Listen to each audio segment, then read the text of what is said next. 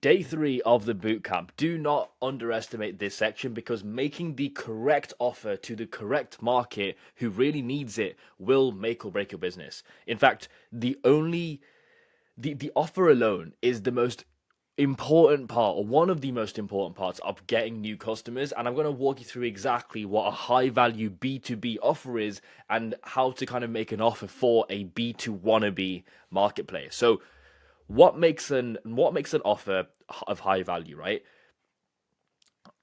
Each offer that you make should directly tie into making people more money or saving them more time, specifically for B2B.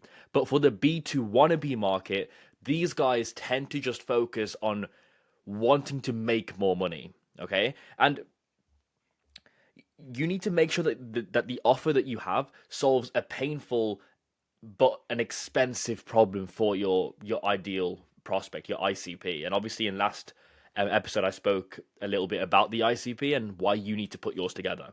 Okay, so you need to solve a really deep problem with these guys. And another thing you need to understand is the B2 wannabe market, or even just businesses, right? Any B2B market, B2 wannabe market, they don't want to buy a nice to have, really and truly. Like, they don't really want to buy a nice to have, especially if it costs thousands of dollars, which your offer should be costing thousands of dollars. Okay, these people, the B2 wannabe market, they buy a return on investment. They want to use their money to buy even more money. And think about this: when a business or a company hires more people, these guys are just buying time because they're using their own time to make even more money. So they're essentially buying your time to make them more money, and they give you a bit of commission. That's how employment works.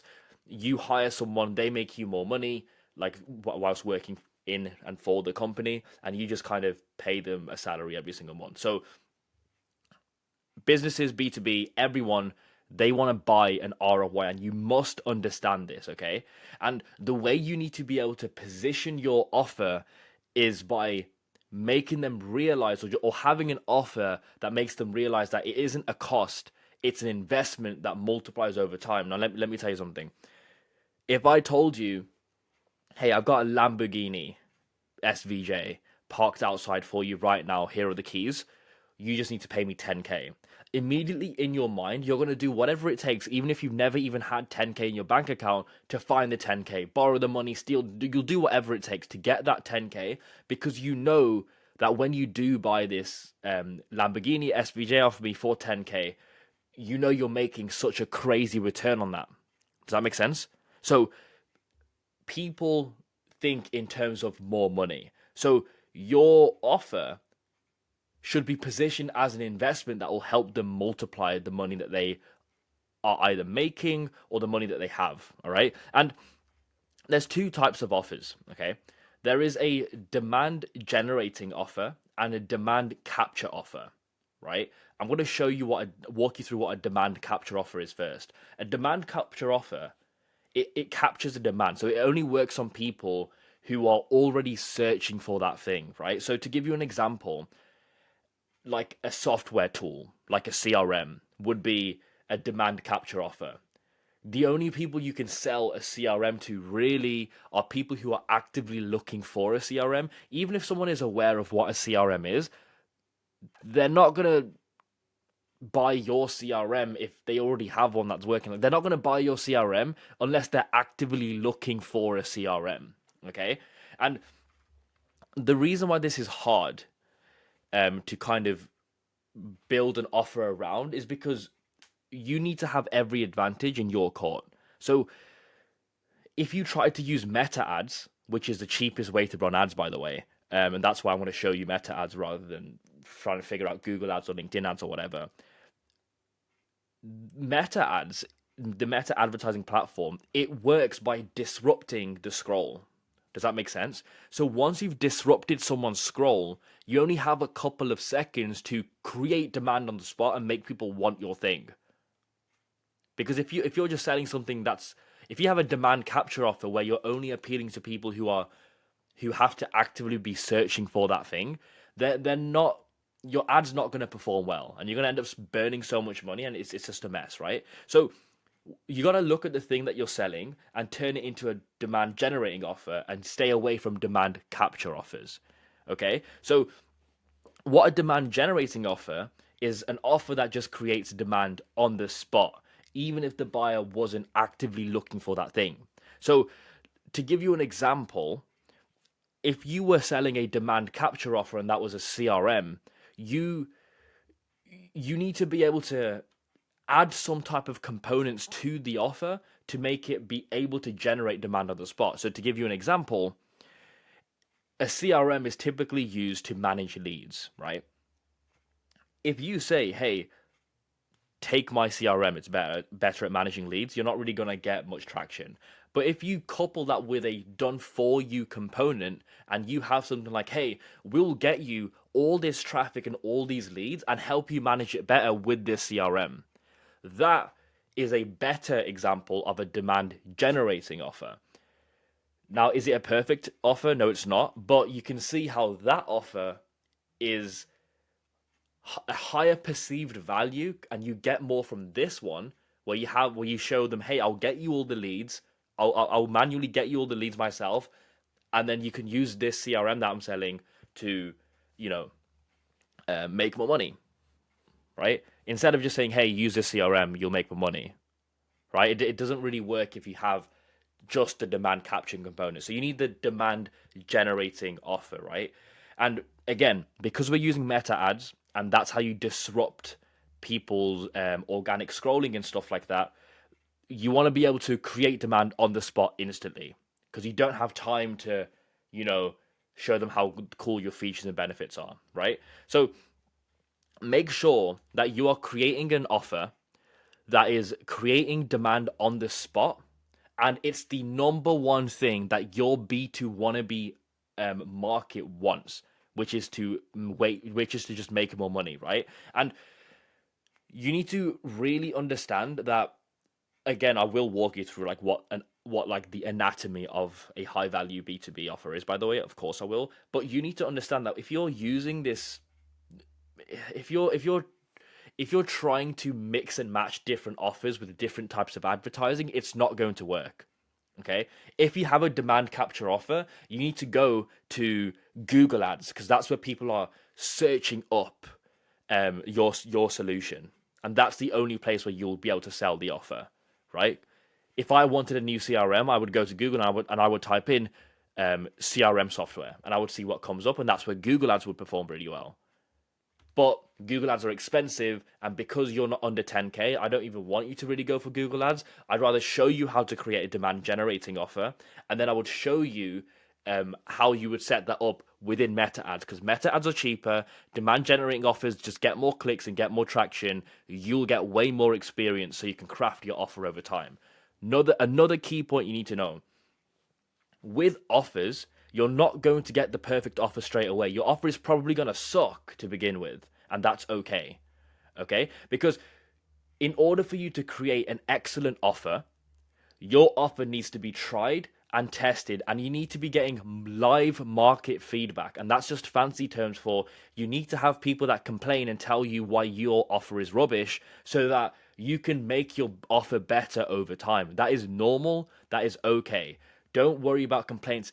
If anything, I want you to look forward to when someone gives you a complaint. Obviously, don't make a terrible product, and genuinely make it better over time. Right now, my product is so much better than what it was a couple months ago, because I used the feedback people were giving me to make it a hell of a lot better. And now everybody is extremely happy within my offer. Okay? So you're not married to your offer, but you need to be married to client success and client feedback to make your offer better. To give you an example of a real life thing that I have done. Before, within my offer, I did not do that many check-ins with people. I thought once I sold them, I don't need to like keep pushing them to like do some work, right? And a lot of the times what happened was people would be left to their own devices, and they would misconstrue what I was trying to say to them, and they wouldn't do the things I told them to. They just wouldn't do the things I told them to actively be doing. Does that make sense? So what I started doing was almost daily check-ins with people. And this is a very basic thing. I've got a lot of comprehensive and advanced things in my offer, by the way, but this is a basic thing that will help you understand. What I started to do was understand and realize what exactly does my prospect need? What exactly does my client need to maximize the chances of success so it's basically almost guaranteed? And whatever that thing is, you just do in your offer. Does that make sense? So when you begin optimizing your offer over time, these are the things you want to be doing. You want to be actively checking in with people, see how they're doing, ask them for genuine feedback on your offer, and use that feedback to make your offer even better. That way, you only improve on the things that you know for a fact these people care about, and you don't waste time on other things that these people just generally wouldn't want to care about. And this is why client acquisition to begin with comes before client fulfillment. Now, that does not mean you just disregard servicing clients and trying your best to do a good job for them, but it does mean you need to focus on getting more clients first, because the more clients you have, you'll be able to make a more sound decision whether your offer was good or not. Okay, now let me tell you this. It is not that uncommon to have terrible customers to begin with a brand new offer, right? It's just not that uncommon. And if you only have 3 to 5 customers, maybe, or 3 to 5 clients, and these will probably be really bad clients because it's your first time going around and you don't actually know who exactly you have the highest amount of leverage serving. When you have bad clients or people that aren't the right fit with you, these guys will tell you that you have a terrible offer and then everything's rubbish, and it's hilarious because they won't even do the thing that you've told them to do, right? So you need to make sure that your decision of changing the fundamentals and the ins and outs of your offer, they're not reliant on what bad customers say. So how do you mitigate this risk of making your offer worse because of some bad clients? What you need to do is you need to just focus on like getting as many clients as possible so that you can see what the most common feedback is. If one person tells you everything is rubbish, everything's super like basic, and I don't like any of it, that might just be a bad client, right? Again, your stuff could be basic and it could be rubbish, but that could also just be a bad client. So what you need to do is you need to keep focusing on signing on more clients so you can really understand if like that client's feedback was just them being an idiot or if it's genuine, real, true feedback. And the way you realize if it's genuine, true feedback is if it's a recurring theme that comes up over and over again. So again, for me, a very small little tweak that made a huge world's worth of like a massive difference in my offer in terms of client success and people getting results was half the people would get results, half the people would not. And the people that weren't getting results, that was because I wasn't checking in on their progress enough. Does that make sense? Especially for like a consulting engagement. I wasn't checking in with their with how everything was going with them enough. And because in a B2 wannabe market, because these people haven't really leveled up their mindset and they don't take 100 million% accountability onto themselves, they will just blame you. And you can't blame them for that. Okay? You watching this, you are a higher level thinker. Right? You are about to be a serial entrepreneur. So you must not let these things get to you. And you can't be angry at these B2 wannabe people because they're also on their journey in their own way. Right now, their mindset is on blaming, and that's okay, right? They just tend to do that, which is again, it's okay, right? What you need to make sure that you do is you level up and you take absolute 100 million% self accountability. You just do whatever it takes to keep everyone as happy as you can without like completely sacrificing yourself and destroying yourself in the process. And you need to make sure that you are taking feedback very, very honestly and you are implementing on that feedback straight away. Let me tell you what happened when I implemented on this very small little tweak. Once I started doing more check-ins with people, right? If they weren't responding in Slack, I would message their number, their social media. I'd even email them to just check in if they weren't responding back to me. Now, almost every single person they get insane results, and the ones who don't get good results whilst working with me, those people just haven't, they're just not that far in, so they've only just started. Okay? And this obviously only happens when you understand with complete 100 million% clarity who your ideal prospect is, because you only want to help people you know you can help. And second, you take the customer feedback extremely, extremely heavily, if that makes sense. So just implement on all the feedback that you get. Okay? Now, how do you build the skeleton of a high impact, high value B2B offer? I like to use the 12-year-old analogy, right? I like to think, okay, I understand my market, right? So you should know who your market is. The reason I'm not giving you example niches or example markets to go off of, because the last thing I want to do is get you to copy like an example I've given you when you have no understanding as to who or what this market does. Does that make sense? So figure out your market and only serve the people you know for a fact you can serve and you have experience with serving so you can speak their language, right? But what you want to do is you want to look at exactly where they're at and you want to ask yourself, okay, if this prospect, if my ICP was 12 years old, very, very basic, limited accountability, their mindset hasn't leveled up, they are still basically a child, how would I take them from where they're at to the exact result that they want to get? How would that happen? Okay. And whatever those things are, you just want to write those down. Now, to go a step further, you want to ask yourself, how do I maximize the chance of this person getting to the absolute end result that they want? And how do I maximize the chances of success of that happening? And how do I basically guarantee it from my end? If you ask yourself that question and you genuinely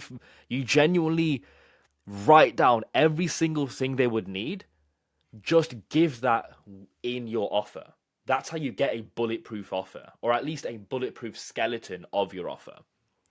Okay, so let me give you the example of my real B2 wannabe market offer. I knew for a fact my B2 wannabe marketplace, who were agency owners above 2K per month, they were relying on organic content and they were relying on cold DMs, cold outreach, cold calls, not working great for them. And I was showing these guys how to get automated sales calls booked in using paid ads. Okay, so I had the skill of paid ads because I had spent thousands of just testing the paid ads. I had that skill, and I was like, you know what? Let me just see if it gets booked calls. I used a skill on myself, and I got booked calls, and I was like, wow, this would be really good for agency owners because I know I tried to start an agency and it didn't work out because I was doing cold calling. So I already had experience in the B2 wannabe market.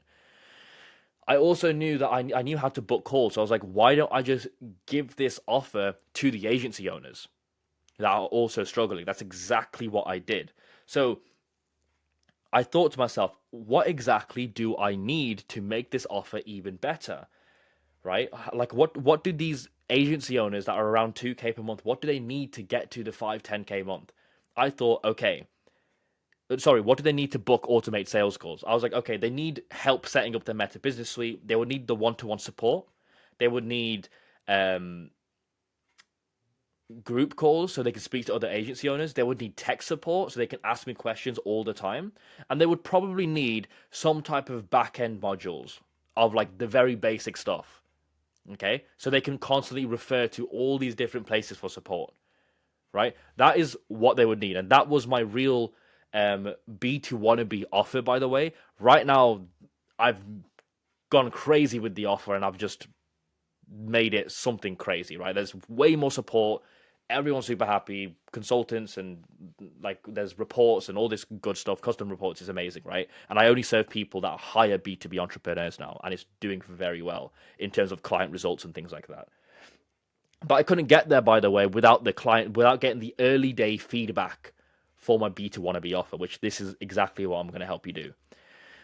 You need to write down all the deliverables, so all the things that you'll actually be giving to this person or this like your ICP, and like you need to write down exactly what it would take for them to get from zero to hero.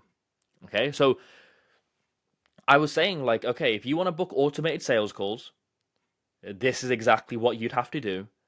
And this is exactly how, if you do every single thing, you would get automated sales calls. So if you got on all of the one-to-one calls that I gave to you, and I think I gave 5 at the time, if you got on all 5 one-to-one calls, if you utilize Slack support and you ask me questions all the time, if you actually went through my modules at the time and you actually started doing everything, right?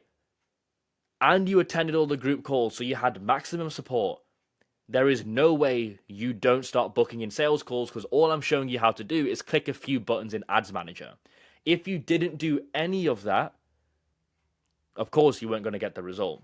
And that's fine, because you didn't do any of the things that you were meant to do, right? But I knew if everyone did all of these steps, it's basically guaranteed to book automated sales calls using the funnel that I was using, right? And that exact funnel I'm going to walk you through later on in this bootcamp, so you can just take it and implement it and make your first 10K.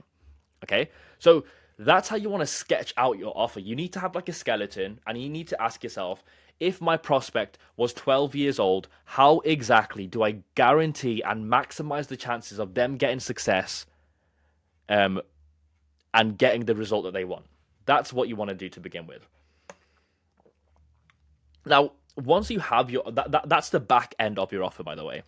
Once you have the back end of your offer, you need to be able to say it in a way that gets your ICP to want to work with you and want to sign up with you, right?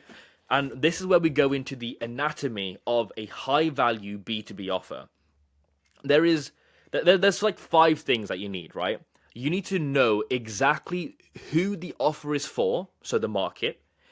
You need to know exactly which problem you're solving, so the urgent pain that is keeping them stuck. Excuse me. You need to know, third, the solution or the mechanism that you're offering to solve that problem, right? And this is like your unique system, your unique way of going about and doing things. The fourth thing, if I do it this way, the fourth thing you need is a measurable, quantitative outcome, right? You can't just say something like, we offer end-to-end, our offer is an end-to-end solution. That's BS. It doesn't work. You need to have a measurable, quantitative outcome. That's number 4, right? A thing that they can physically, like, it needs to be tangible. They need to physically be able to see it. That's point 4. And point 5, a risk reversal, so it feels safe for them to buy. So before, you don't have any case studies or any testimonies or anything, your biggest problem is that these people don't trust you. So you need to have all these risk reversals in place to make sure that these people don't buy. And obviously, I say this, I can't believe I'm having to give this disclaimer. When you offer a guarantee, give the money back. Okay? Every single person in my old B2B offer, if they ask for a refund, I would literally hit refund, send them a screenshot of my Stripe, and be like, hey, just process the refund. And I would just let the money come out of my account, and I'd let them take the refund back. It's okay. You need the experience more than anything, right?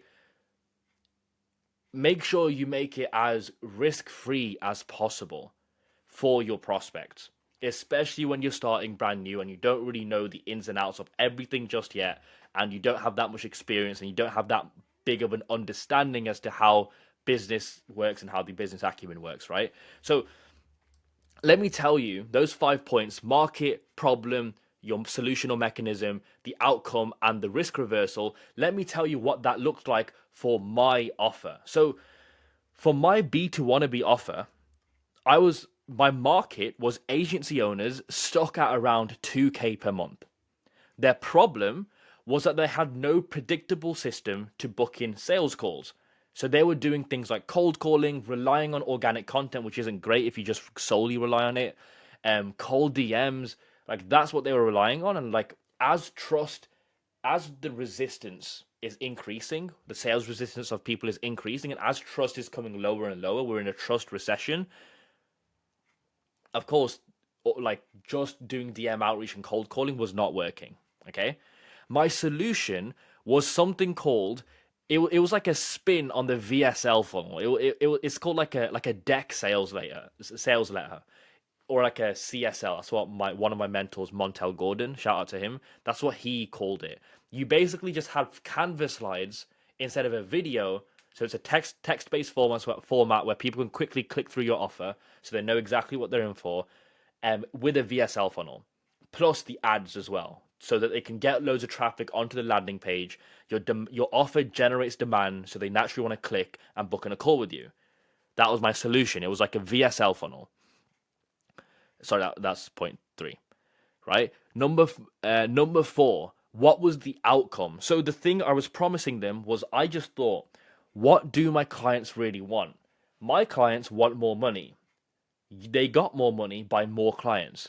So my offer was get 5 clients in 90 days. Do you see how that's quantitative, right? And you can read Alex Hormozi's offer book and all that good stuff. You probably already know this, and if you don't, it's okay. Your quantitative outcome, which is number four, my one was 5 clients in 90 days. You need to give them a real result of what they can expect and in what time frame. You need to be confident when you say this, by the way. Be absolutely convicted. 5 clients in 90 days was my old B2 wannabe offer. Okay, and then at the end of that, you want to have the risk reversal, right? So my risk reversal was, and if you don't sign 5 clients in 90 days and you sign the contract and you actually go through every single thing in the sales process, and in everything I tell you, and you actually do every single one of those things, you will get a refund. That was it. So to put it all together, my offer, my high value B2 wannabe market offer was agency owners stuck at 2K per month who don't have a predictable system to book calls, and they're relying on organic content and cold calling and cold DMs. I showed them how to sign 5 clients in 5 high ticket clients in 90 days using my residence funnel, is what I called it. And if you don't get 5 clients in 90 days, there is a full money back guarantee. Refund policy, there was like a contract and everything. You just got your money back, okay? That was my offer. And that offer cracked. It worked very, very well. Okay? So remember, when you're crafting your offer, you need to know your market, you need to know the problem they're facing, you need to know your solution in great detail, you need to know what tangible outcome you can provide, and then you need to have a risk reversal. As you become more established and you get more case studies and you know exactly what you're talking about, you can remove this risk reversal, by the way. But naturally, your cost per book call and your cost per lead will increase slightly, which is okay if you want to go after a higher quality person. People, just keep this in mind. As you get more experience, people that rely on guarantees are not typically the right type of people to sign on.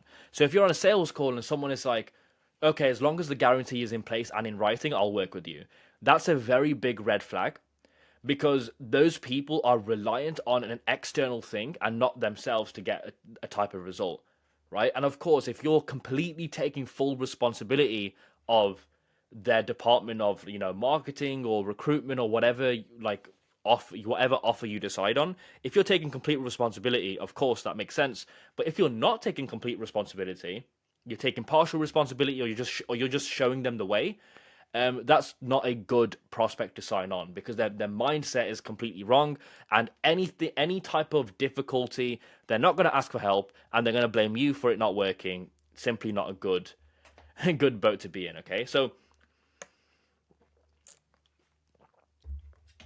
that's how you get the front end of your offer. And again, if you really need help, you can just Google Alex Hormozi offer value, like this offer equation or something like that, and it will tell you exactly what it is, right? So those are the things you need for a high value offer. Now, how do you, just to touch back on the back end of the offer, there's 2 offer models that work extremely well, especially right now. The offer models you want to have is a done for you, done with you hybrid. Okay, you don't want to do strictly done with you, and you don't want to do just done for you either. You want the hybrid of both of them, or a strict performance-based offer. So what does that mean, right? A done for you offer is you handle everything for them. A done with you offer is that you work with them as a partner side by side, and you do the thing together. A hybrid of both of them, and this is very powerful. A hybrid of both of them is where you come on as like a partner or something. Obviously, if you want equity in the deal, you can, but you come on as a partner and you say to them, hey, I'm going to do this thing with you. And at the same time, I'll also handle some of the parts for you as well. So, like a very cool example, a very good example is if you had a done with you, done for you hybrid sales training offer, you could offer to build out their entire sales team,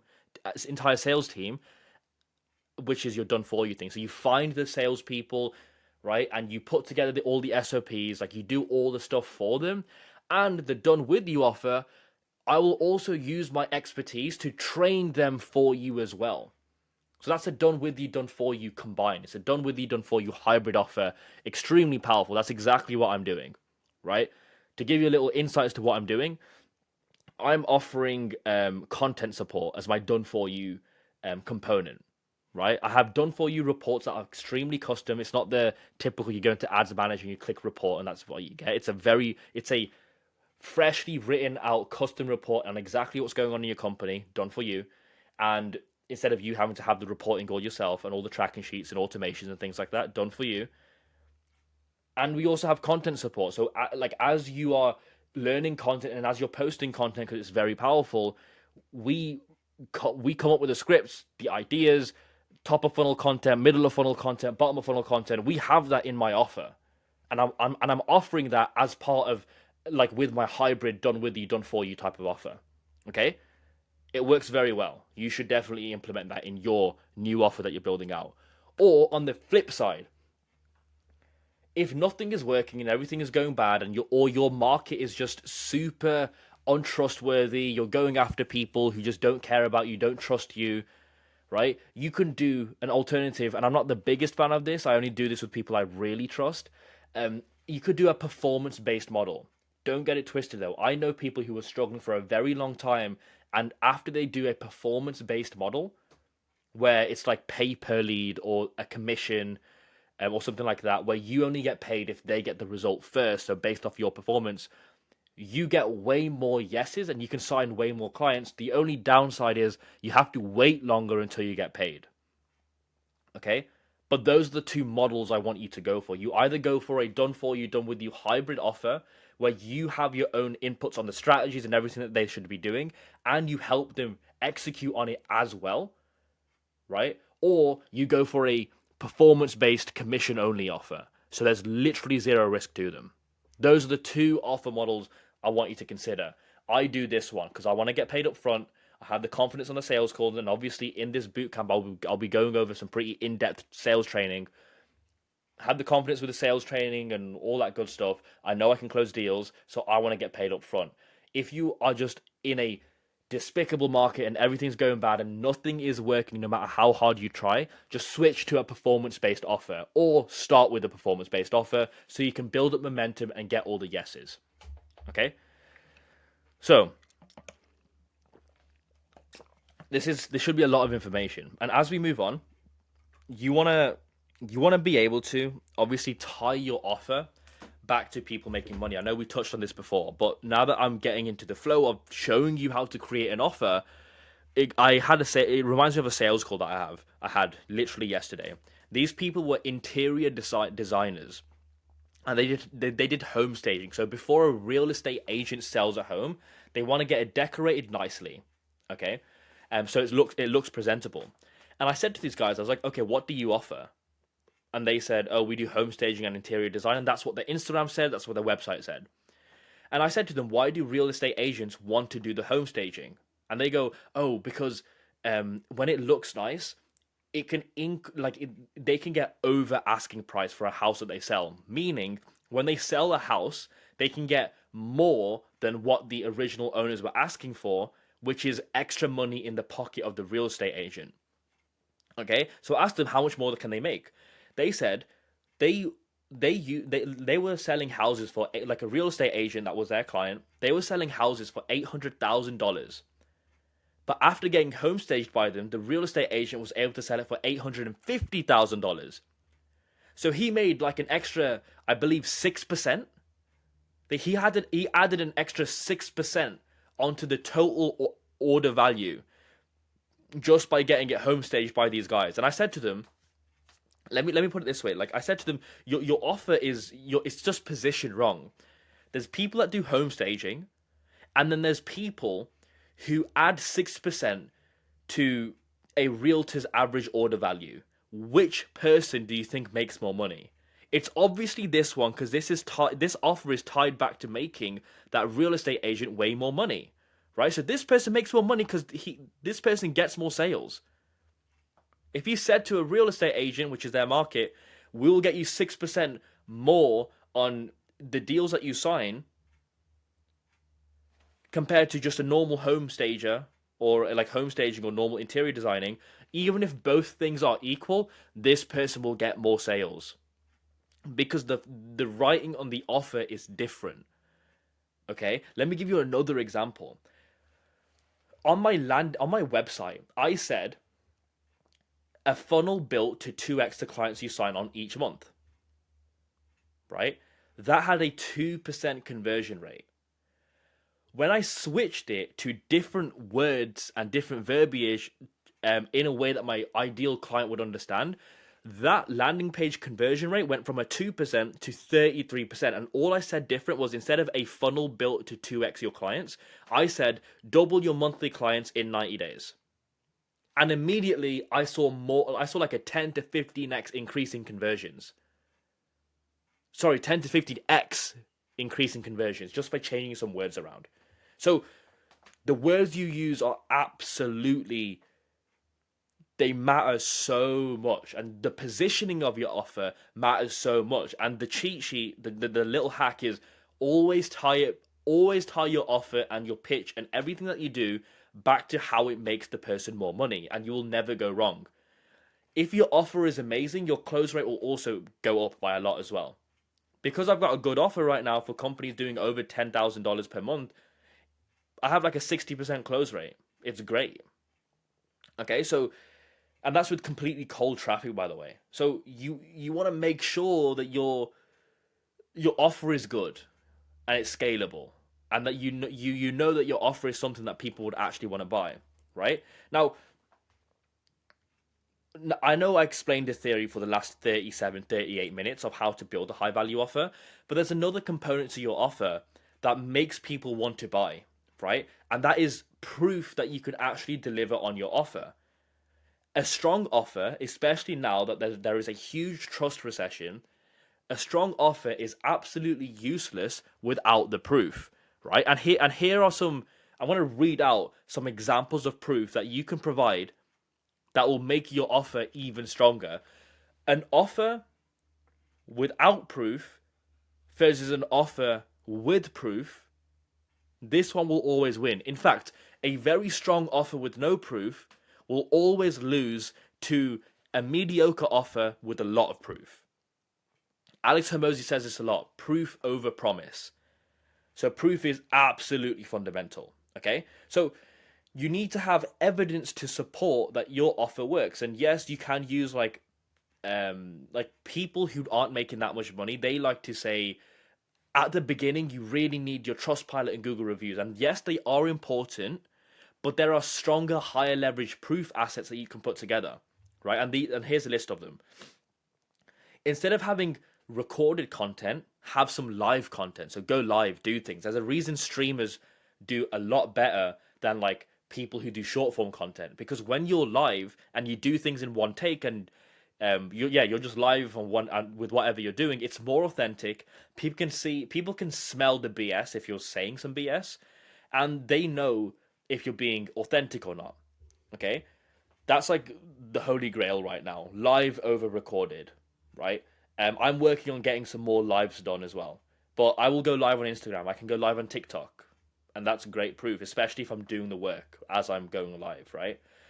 Then another thing you can do is like focus on getting more raw proof out than polished proof. So if I had a very professional style testimonial case study coming out, right, that would perform not as well. That won't perform as well as a case study or a testimonial as if I recorded someone with the real authentic emotions of them getting a real win. So to give you an example,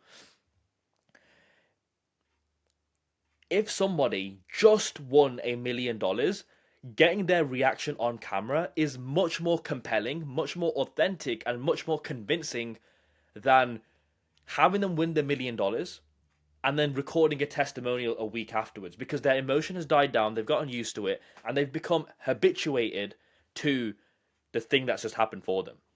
Okay? So having raw, authentic over polished and staged stuff works a lot better. Even this video of me talking to you with minimal editing, nothing, I'm just speaking to you on exactly what works. This in and of itself could be a form of proof because it's very raw, and I wouldn't have been able to just say this stuff off the dome, right? This is very tactical stuff I'm giving you, right? Tactical stuff for you to go implement on, right? So this is higher proof than me making a super professional reel on YouTube Shorts or Instagram Reels or TikTok, right? The next thing that you could do is show and not tell. So instead of saying that you do all these great things, show that you've done these great things. So show screenshots, show videos, live show things. That's amazing, right? I'm going to show you a proof asset that I put together, that the real one that I use, and I'll tell you about it and why it worked so well in terms of closing deals. The next thing is you want to have other people sing your praises instead of you singing your own praises and you saying you are as good as whatever you say you are, because people believe nothing that you say and they believe more of what other people say about you. So your credibility is a lot, okay? And the next thing, you want to make sure that you are like exactly the same as the person. You don't want to be the complete opposite to them. So for me, I'm appealing to a lot of brown guys right now. I'm appealing to a lot of brown guys that have beards like me and have like a turban like me, right? Because to them, I'm identical to them. I just have the thing that they want. So to them, like I am much more compelling to that type of demographic and that type of person. So I'll just target those people more. I need to do less convincing, right? Because I can prove to them that I am exactly who I say to us. To them, I am exactly who I say I am, right?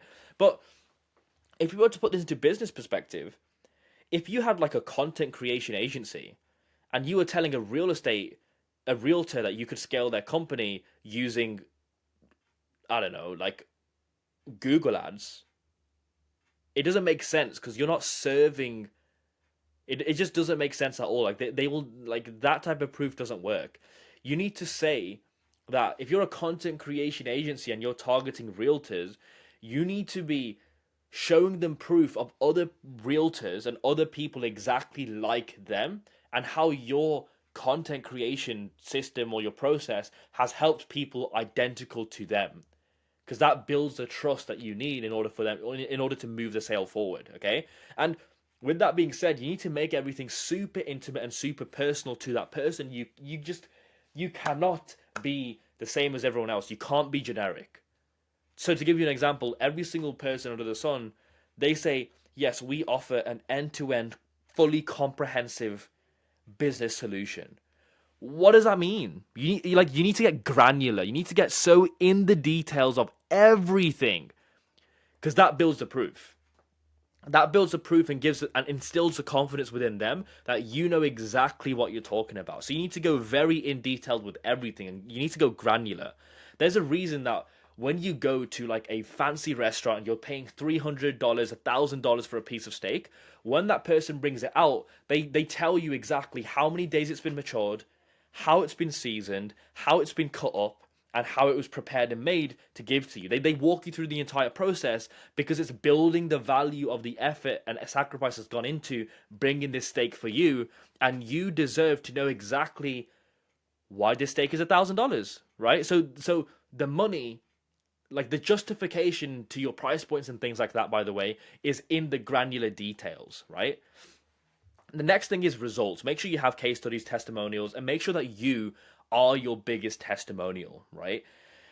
You don't want to offer something you have no experience in offering. I've said that countless times before, right? So make sure you have results. And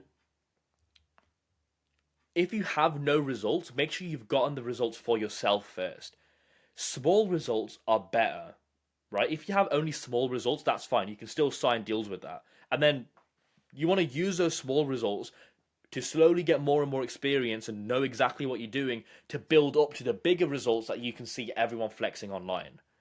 And the next one is you want to get newer results rather than leveraging old ones all the time. Now, don't get this twisted. You can always refer to old results, and that's great, especially if you've gotten massive results before. Like, one of my biggest results was that my first higher ticket client, which paid 3K, he hit 28K top line revenue in his first 30 days of advertising. That is an amazing result to get, especially if you're brand new.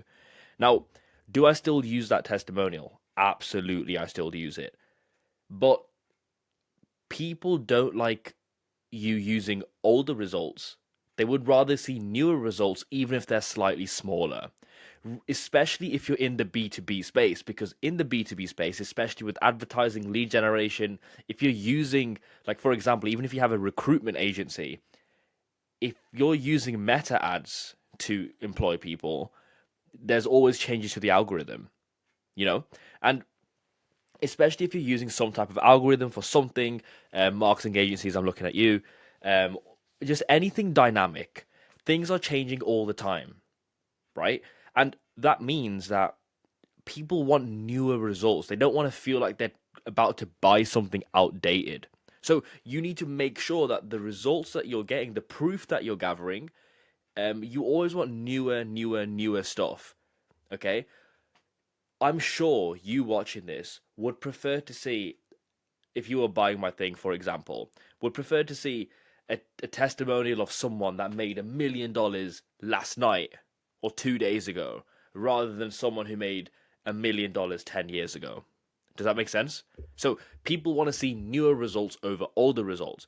And as well as having newer results, make sure you also, which is the next thing, you always want more proof, more proof, more proof, more proof all of the time.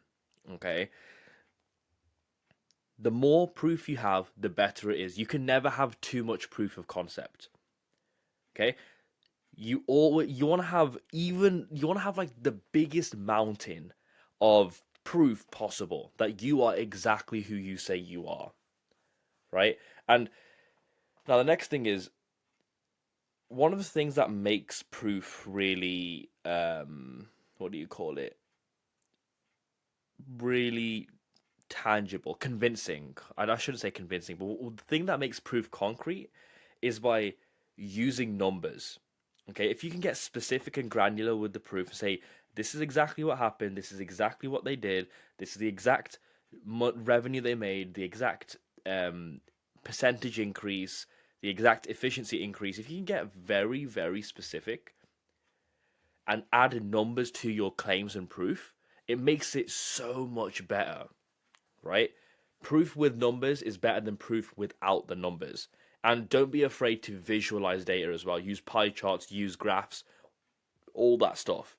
You know, like to compare working with you, working without you. Like visualization is huge, right? And by the way, I got all this proof checklist from Alex Hormozi. He is amazing. You should definitely check him out. But be careful because he does give advice to bigger business owners. Some of it might be irrelevant to you. So just take what I said and just use this.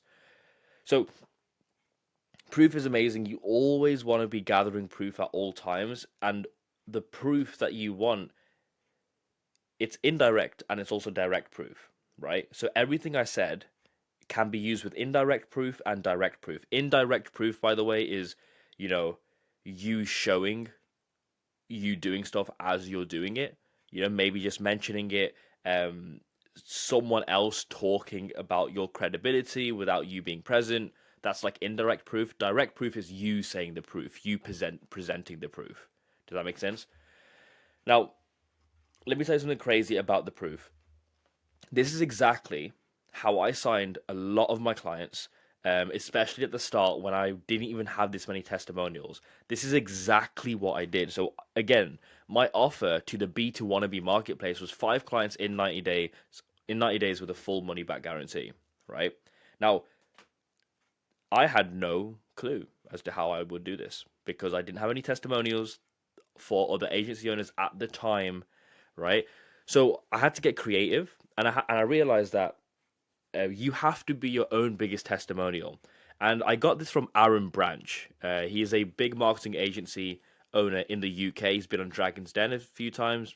Pretty cool guy. I like him. But he said you need to be your biggest testimonial. You need to be your biggest case study, right? You need to be your biggest case study is such a bar. And it's exactly how I signed my first couple of clients. I actually signed a 5.5k deal in pounds, so about $8,000 maybe, $8,000 USD, about 11,000 Canadian, literally within the first couple of weeks, and that's how it added up to the 10k, right? It was that much contracted, but I collected 2k cash up front, USD. This is exactly how I did it. I My offer was getting agency owners to book in more calls. And all I did was I would share my screen on Zoom and I would open up my ads manager so they could see everything live, right? And then I would show them the campaign that was getting the calls booked. I was like, hey, look, by the way, this is how much I spent, right? The website, and I'd click edit and I would go into the ad set level, the ad level, and I would go to the website. I would say, I clicked on the website. I was like, this is the website you came in through, correct? They're like, yeah, it was. I was like, cool. So for this exact funnel that you came through, this is how much I spent. This is how many booked calls I got. This is what my cost per book call was, right? And a lot of the people were like, oh, okay, this is pretty cool. Like, this is like solid evidence. I was like, yeah. And they were one of the calls that got booked, right? And they're like, oh, this is dope. And then some people would ask even more detailed questions like, oh, how many people showed up, all that good stuff, right? So the next thing I would do is, whilst my screen was shared, I would go over to the new tab and I would have my tracking sheet and I would say, this is my live data. I just wouldn't show them the revenue I made, but I'd say, this is my live data. This is all the clicks I got, the impressions I got, how much I spent, obviously, my CPM, my click through rates. What else have I got on there? How many link clicks I got, how many people actually went to try and book in a call, how many people ended up booking the call, how many people showed up to a call, what was my show up rate, all that good stuff, right? And I said to him, like, yeah, look, by the way, I got, like, when I first started off, I spent £50 per day, so about $60 USD, 65 USD dollars USD, on, like, per day on ads. So 65 USD per day on ads is what I was spending. And I booked in about 37 sales calls in the month. And this is exactly what I would do with them, right? I would say to them, hey, like, if you want to know how much money you'd make, well, your offer is pretty similar to my offer, for example. So a lot of the times I spoke to other lead generation agencies who couldn't generate their own leads, which is hilarious, by the way. But I would say to them, hey, like, we have a very similar offer. You will get 37 booked calls as well, for example. Let's say worst case scenario, you get 30 booked calls, right? I would ask them, what is your close rate? And they would say, oh, my close rate is 30%, for example. I'd be like, okay, cool. This is exactly the amount of clients you would expect based off exactly what I'm doing, and you'd be doing the exact same thing. We book in 30 calls. Let's say 60% of them show up, right? So 60% of 30 is 18, I believe. 18 people show up, 30% close rate. You are closing 1.8, 3.6, I believe 3.6 plus 1.8. If I do the quick maths, you'd be closing 5.4. So you'd close 5 clients in the first month. And if your offer is $2,000, you would make $10,000 in the first month. It's literally just maths, right? And they would take a step back and they would be thinking, oh, okay, that makes sense. That makes a lot of sense. It's like, yeah. And if you just make a lot of sense on your sales calls, people buy, right? And like, I shit you not, bro.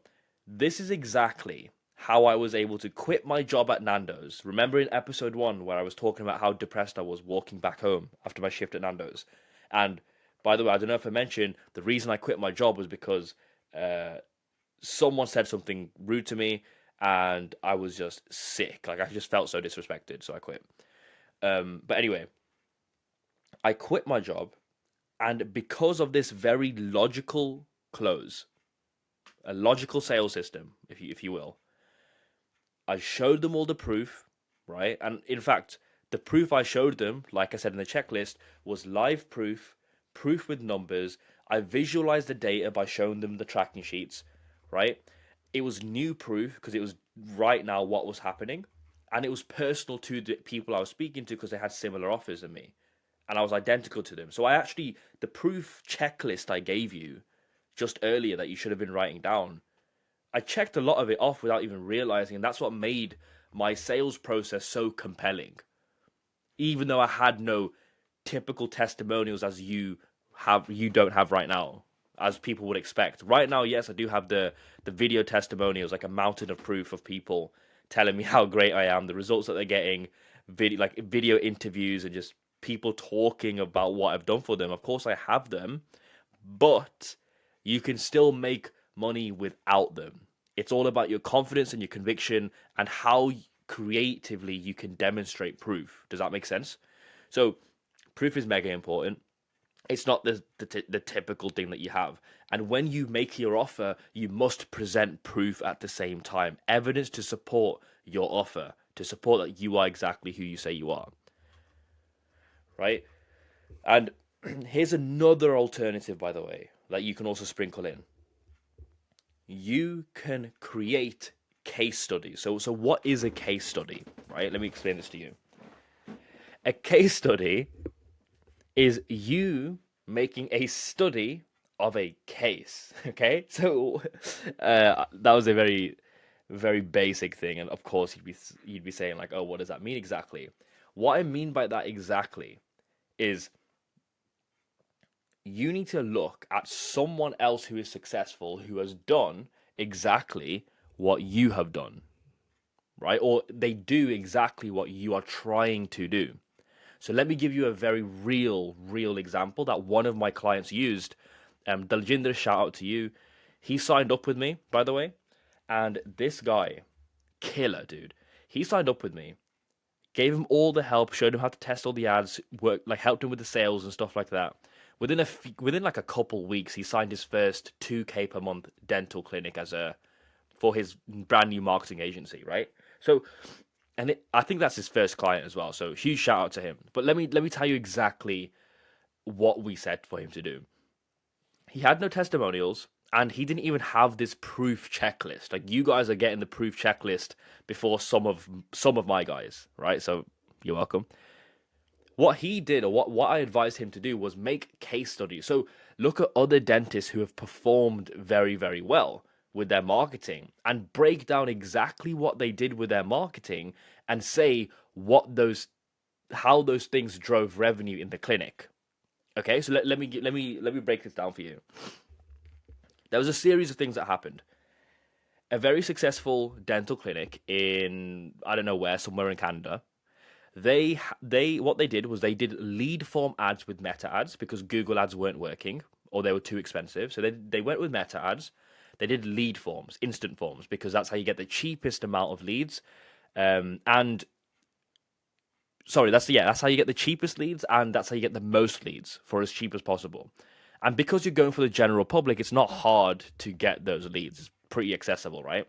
So they did instant forms to maximize the amount of leads that they get, right?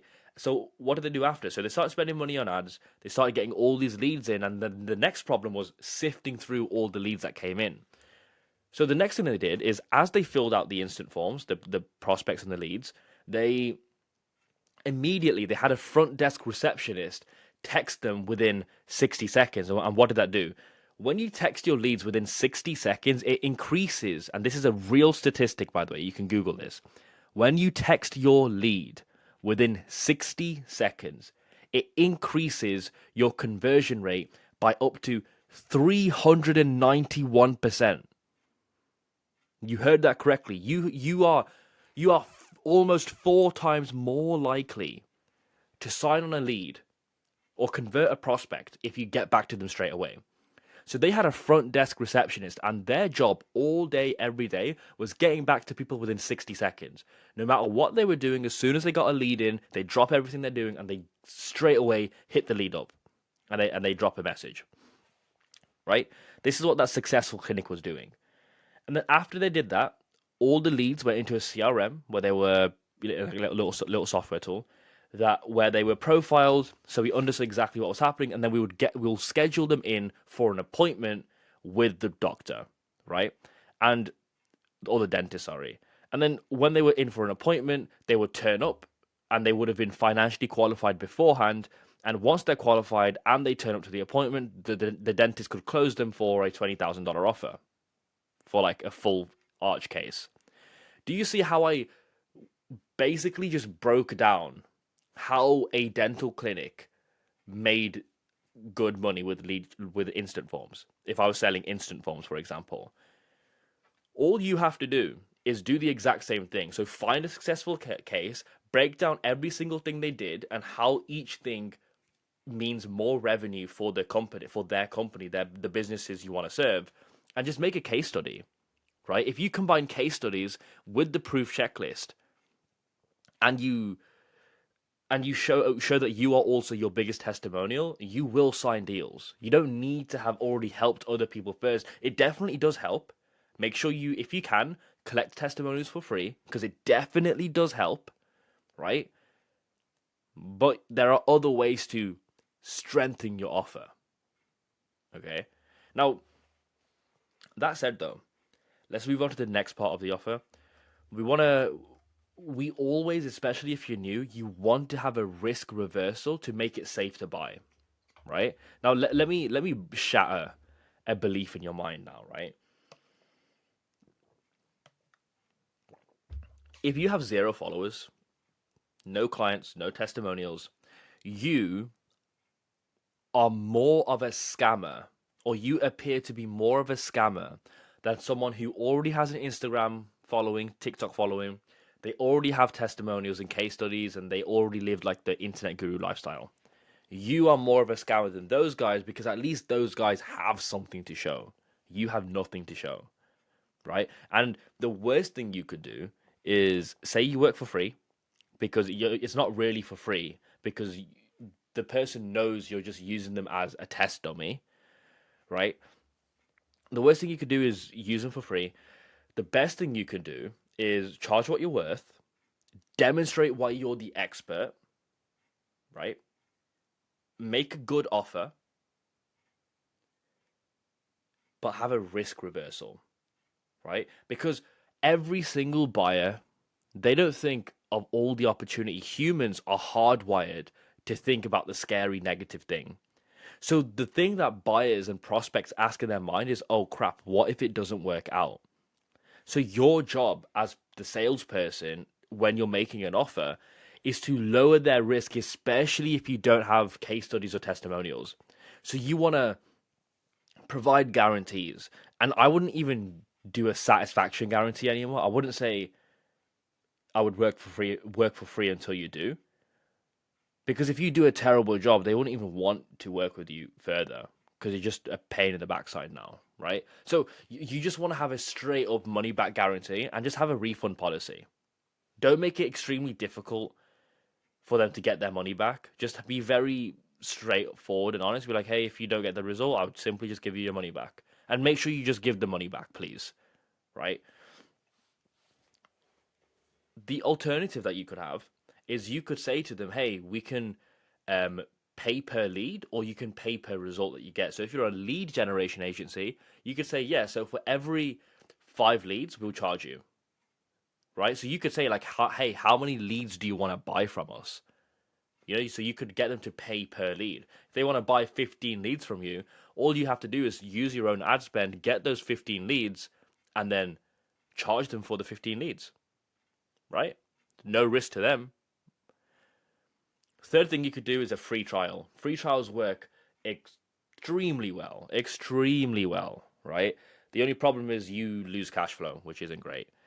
So free trials are great, and a lot of the times people don't stick with you, because some people can be scummy, especially in the B2 wannabe market. These guys aren't full-fledged business owners. They haven't done the self-development required in order to become that business owner yet. So some of them can make off with your money, and it's just sad. You know, I see this problem a lot with growth operators. Those people that help grow school communities. They're basically agency owners in a different skin. Like they're basically the same stuff. But they do like free trials or commission work, and a lot of the time they make their clients a lot of money, but then the clients just disappear with all the money, and they don't pay the growth operators, which sucks, right? Um, but yeah, free trials do work exceptionally well. If you really wanted clients, you could just run up a loads of free trials and just see how many stick at the end of it. If you don't care about how much work you obviously do. Now, the frame you want to have is you basically just want to say the risk is on me, not you. That's essentially what you're saying with a risk reversal, and that makes buyers feel safe, right?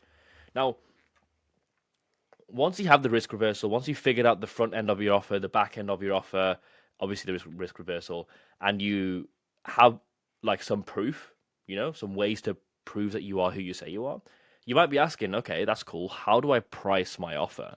Now, the one thing you need to understand is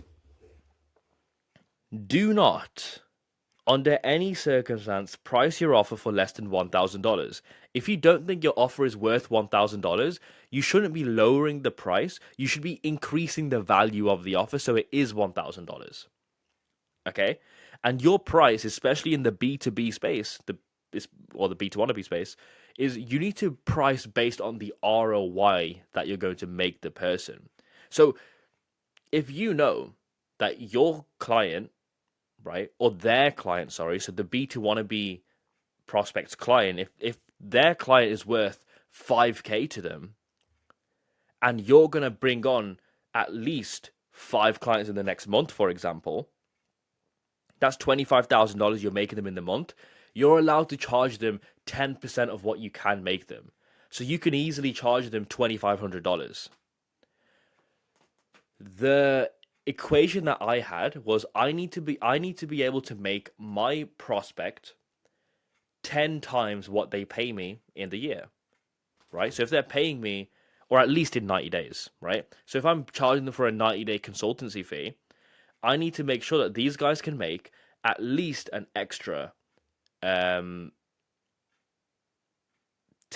of what I charge them. So if I charge them 2K, they should make at least $20,000 in the 90-day agreement, or at least a full year, right? Now, if it sounds like big numbers, that's okay. Just don't let that fear and that anxiety show on sales calls, because it will mess you up, right? Let me tell you something. My first few sales calls went terribly because I had no sales training, and secondly, I just got nervous about pitching big numbers. The problem is when you are two things will happen. You'll either stay scared forever and never sign a client because they can feel the fear and the scarcity within you, or two, this is what happened to me, by the way. You'll get to a point where you've gotten on so many sales calls and none of them closed. You'll be like, oh, screw this. I don't care anymore. And because you finally detached from the outcome, that's when you start closing a deal or two, right? So instead of going through that entire point of trying to detach from the outcome, just straight up be like, I'm fuck this. Like, I don't care anymore. Let's just roll, right? Just focus on helping the other person understand what they're missing, and you'll be able to close deals. Just make sure you completely detach from the outcome, right? That's a bit of sales training for you. Don't worry. Later on in this boot camp, I'll have an extremely in-depth sales training for you guys that you'll learn a whole bunch from, right? But anyway, detach yourself from the outcome, price your offer with what it's actually worth. Make sure whatever number you put on it, you can make your prospect 10 times more with what you're doing. Okay? Another thing you need to know is the cheaper you are, the less trust there's naturally going to be. If you have a premium price, you will demand more authority, essentially. Now, don't think for a second that you don't have many followers, you're not like a super authority in your niche that you can't charge a big price. You just need to get better at sales. And again, I will go over in-depth sales training later on in this bootcamp, but to give you something now, you need to know your offer inside and out. You need to know exactly what it is that you're selling.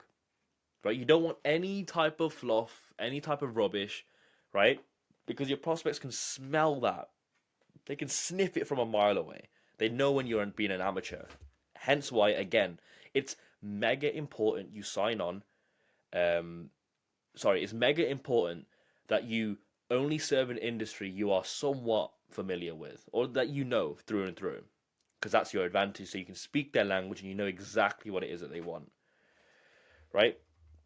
And once you have this, like at this point, you should have a basic skeleton of what your offer is if you do every single thing, plus the proof assets and all this cool stuff, right? You need to understand that your offer, you're not selling a service. Like you're not selling the objective thing that you're selling. So just hear me out for a second. If again, if you have a recruitment agency now, right, a different example, you're not selling recruitment. You're not saying like, hey, I can place an employee into your business. No, no, no. You're not selling that. You want to be selling the fact that we will find and train an A player into your company to save you X amount more dollars or time. Right? That's an example within a certain time frame. And if it doesn't achieve this quota, we'll give a full refund and we'll find you another person. That's a solid offer that you could use, right? And you want to understand that you're not just selling the objective thing, you're selling the thing that they truly, truly want, right? So to give you another example, if you're a fitness coach, well, this is kind of B2C now, but I'll give you a B2C example. If you're a fitness coach, you're not saying like, yeah, buy my meal plan. You're saying buy this weight loss formula that will help you shred 10 pounds in 30 days with a full money back guaranteed if it doesn't, without having to give up cake or something like that, right? Just make the words sound nicer, put the words together nicely. Right? That's what you're doing. Like you're just dressing the thing up in a nicer way, and you're selling the result. You're selling the transformation. Okay, and you're giving a quantitative result. If you have a strong offer and you have proof at the exact same time, you don't need to be convincing and begging people. You simply just need to show exactly why you're the expert, and people will buy.